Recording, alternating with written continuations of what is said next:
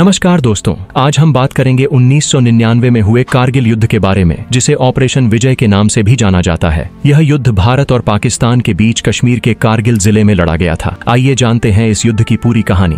दरअसल 8 मई 1999 को कश्मीर के लोकल चरवाहों से इंडियन आर्मी को सूचना मिलती है कि पाकिस्तान की तरफ से कुछ लोग घुसपैठ करके भारतीय सीमा में प्रवेश कर रहे हैं। लोकल चरवाहे से मिली सूचना के बाद बटालिक सेक्टर के लेफ्टिनेंट सौरभ कालिया वहां पेट्रोलिंग करने जाते हैं, लेकिन ऊंची पहाड़ियों पर बैठी पाकिस्तानी सेना ने उन पर ताबड़तोड़ फायरिंग शुरू कर दी और लेफ्टिनेंट सौरभ कालिया और उनकी टीम को पाकिस्तानी सेना ने बंदी बना लिया और बाद में फिर इन्हें मार दिया गया। शुरू में भारतीय सेना ने इन घुसपैठियों को जिहादी समझा और उन्हें खदेड़ने के लिए कम संख्या में अपने सैनिक भेजे, लेकिन सामने से हुए जवाबी हमले और एक के बाद एक कई इलाकों में घुसपैठियों के मौजूद होने की खबर के बाद भारतीय सेना को समझने में देर नहीं लगी कि असल में यह एक योजनाबद्ध ढंग से और बड़े स्तर पर की गई घुसपैठ थी, जिसमें केवल जिहादी नहीं बल्कि पाकिस्तानी सेना भी शामिल थी। यह समझ में आते ही भारतीय सेना ने ऑपरेशन विजय शुरू किया, जिसमें 30,000 भारतीय सैनिक शामिल थे।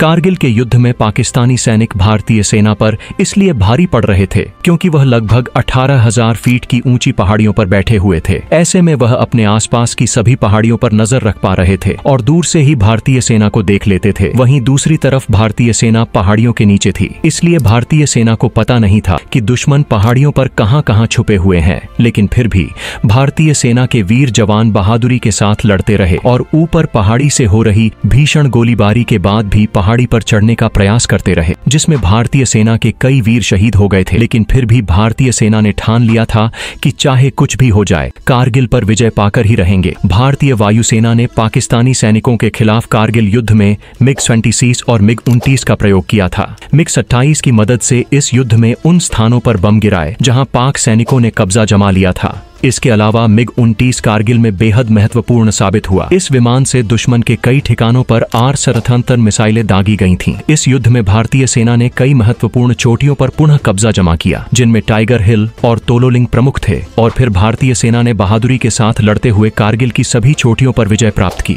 इस प्रकार 26 जुलाई 1999 को भारतीय सेना ने कारगिल युद्ध में जीतने की घोषणा की। इस दिन को हर साल विजय दिवस के रूप में मनाया जाता है। इस युद्ध में भारत ने 530 से अधिक सैनिकों को खोया और 13,000 से अधिक घायल हुए। पाकिस्तान को भी भारी नुकसान उठाना पड़ा और उसकी सेना को पीछे हटना पड़ा। कारगिल युद्ध में भारतीय सेना के अनेक वीर योद्धाओं ने बहादुरी के साथ लड़ते हुए वीर गति प्राप्त की, जिनमें कैप्टन विक्रम बत्रा, कैप्टन मनोज कुमार पांडे जैसे अनेकों वीर योद्धा शामिल थे। तो दोस्तों, यह थी भारत के उन वीर जवानों की कहानी जिन्होंने कारगिल में अपनी मातृभूमि की रक्षा के लिए अपने प्राण न्योछावर कर दिए। अगर आपको यह कहानी अच्छी लगी हो तो इस वीडियो को लाइक करके चैनल को सब्सक्राइब जरूर कर लेना।